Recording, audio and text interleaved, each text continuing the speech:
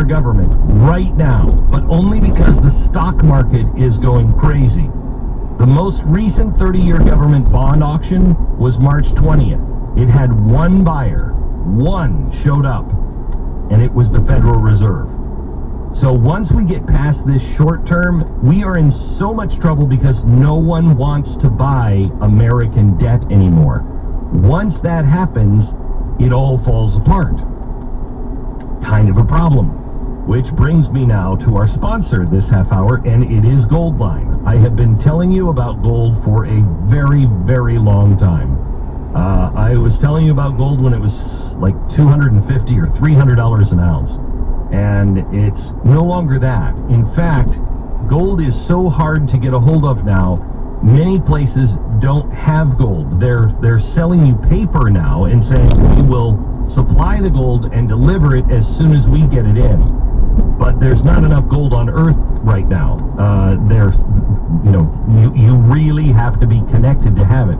Goldline is the biggest commodity dealer, I think, in the United States. They're part of this big conglomerate that really has access to all of the people who have gold in big holdings. So they still have it. There's a run on gold. That should tell you something.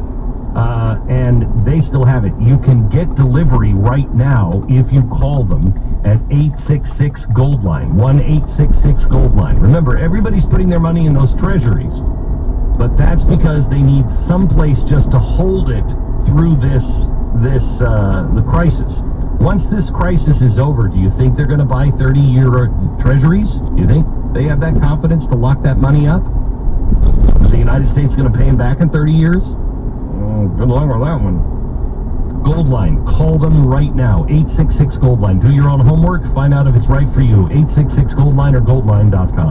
Tomorrow at 9 p.m. Eastern, our response to the coronavirus has crippled the economy. Nearly 3.3 million people now out of work. But there's one group of Americans who stand to profit off of America's demise.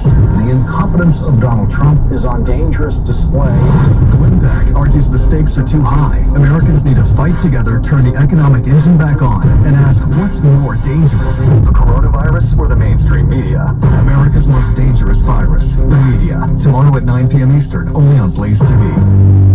So I want to talk to you about the Great American Depression, the Second American Depression. During the 1930s, we all know about the Depression. We know that we had 30% unemployment. It was unlike anything we've ever experienced. And during that time, people started to question the merits of capitalism.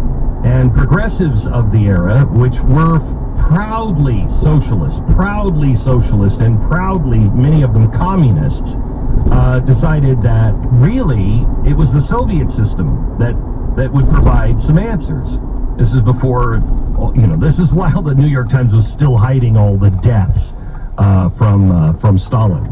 So membership in the Communist Party grew tenfold during the Great Depression, from 7,000 members in 1929 to 66,000 in 1939. We didn't elect a communist, but Franklin Roosevelt was clearly a socialist, and the biggest socialist we've probably had, maybe up until Barack Obama.